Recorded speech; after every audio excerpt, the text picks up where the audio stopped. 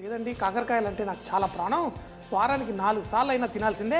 మంచి చిట్టి చిట్టి కాకరకాయలు దొరికాయి కదా, మొత్తం కొనేసుకున్నాడు. సో మరి ఈ కాకరకాయలు చిన్నప్పుడు కొంతమంది పిల్లలు ఏడుస్తారు కాకరకాయ వద్దని.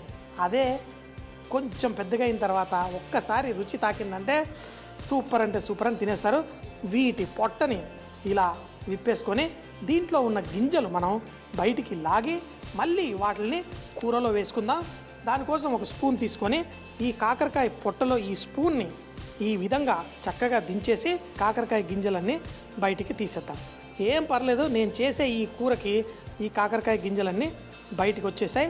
అయితే కాకరకాయలో మరి ఆ చేదుని తగ్గియడం కోసం ఎన్నెన్నో రకాలు చేస్తుంటారు. ఈ కాకరకాయని మనం ఇలా కట్ చేసి ఉప్పు నీళ్ళల్లో ఒక 15 నిమిషాలు పెట్టామంటే దాని చేదు ఇట్టే తగ్గిపోతుంది.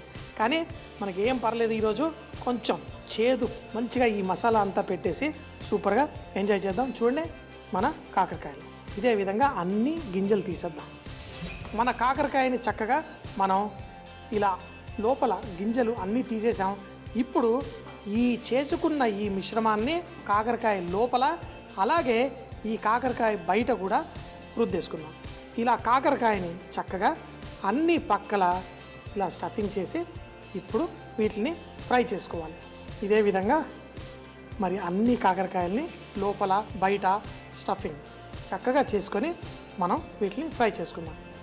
అన్నిటిని పట్టించేసి ఇలా అన్నీ స్టఫ్ చేసుకొని తర్వాత దీన్ని మనం డబల్ ఫ్రై చేసి ఏంటి మిరపకాయ బజ్జీల్లో కూడా రకరకాల మిరపకాయ బజ్జీలు ఉంటాయి కదా, కట్ మిర్చి అని, ఈ కాకరకాయల్ని మరింత టేస్టీగా ఎలా చేయాలో చూద్దాం. దీంట్లో మనం పంచదార అన్నీ వేసాం కాబట్టి కొంచెం ఇలా చేతికి జిగిరి జిగిరిలా తాకుతుంది. కాకరకాయ మనం చక్కగా చేసేసుకున్నాం. దీని తర్వాత సన్నగా ఉల్లిపాయలు కూడా కట్ చేసేసుకొని రెడీ చేసుకుందాం. వీటితో పాటు ఉల్లిపాయలు ఆ కాకరకాయ గింజలు ఏవైతే ఉన్నాయో వాటిని. అయితే కాకరకాయ మంచి స్వీట్ ఫ్లేవర్ ఉంటుంది. దాంట్లో ఉన్న చేదుకి చాలామంది భయపడిపోతూ ఉంటారు. ఒక్కసారి మంచి కాకరకాయ చేసి పెట్టారనుకోండి, కాకరకాయ ఫ్యాన్లు అయిపోవాల్సిందే. మనం చేసుకునే దీన్ని అలాగే దీంట్లో ఈ కాకరకాయ గింజలు ఏవైతే తీసానో పొరపాటున కూడా వాటిని పడేయద్దు.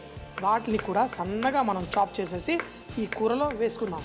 అంటే మనం ఒకవేళ పాతకాలంలో మనం చూస్తే కనుక ప్రతి వ్యాధికి చేదే వైద్యంగా భావించేవాళ్ళు.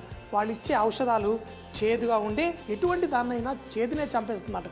ఇప్పుడు దీన్నే మనం నూనెలో, అయితే నూనె మరీ ఎక్కువగా వేడిగా ఉండకూడదు, కొంచెం వామ్ అంటే కొంచెం ఎక్కువసేపు ఫ్రై చేసుకుందాం. లోపల అది కూడా మనకి చక్కగా కుక్ అవ్వడానికి.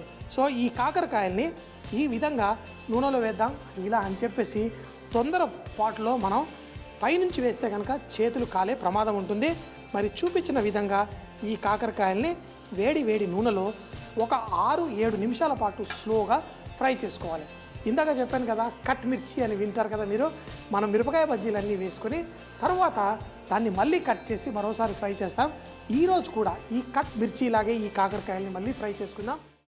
అమ్మా, అలాంటి వాళ్ళది నిజమైన ప్రేమ కాదు, అది వ్యామోహం. ఎగ్జాక్ట్లీ చిన్నత్త, నిజంగా ప్రేమించుకున్న వాళ్ళు అలా చేయరు.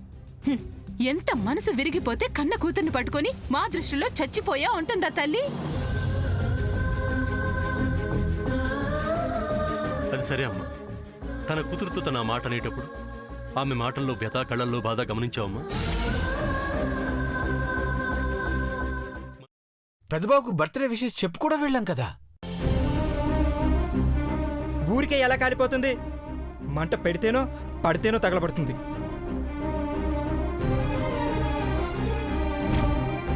కరెక్ట్ చిన్నబాబు, నీకొచ్చినట్టే నాకు డౌట్ వచ్చింది. పార్వతే షర్టును తగలబెట్టిందనుకుంటా.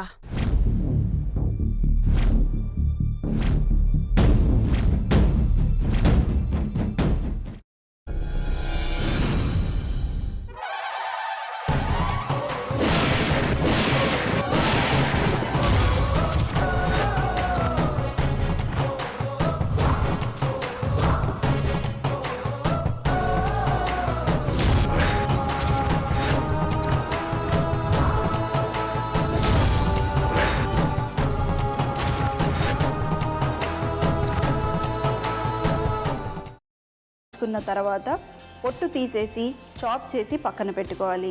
ఒక ప్యాన్లో కొద్దిగా నూనె వేడి చేసి అందులో ఆవాలు, మినప్పప్పు, శనగపప్పు, కరివేపాకు, సన్నగా తరిగి పెట్టుకున్న ఉల్లిపాయలు వేసుకుని 1 నిమిషం పాటు వేయించుకోవాలి. ఆ తర్వాత కాల్చి కట్ చేసి పెట్టుకున్న వంకాయని కూడా అందులో వేసుకుని బాగా మిక్స్ చేసి బౌల్లోకి ట్రాన్స్ఫర్ చేసుకుని అందులో తగినంత చిక్కటి పెరుగు లేదా పల్చటి పెరుగు వేసుకుని మిక్స్ చేసి అన్నంతో కానివ్వండి, చపాతీతో కానివ్వండి సర్వ్ చేసినా చాలా బాగుంటుంది.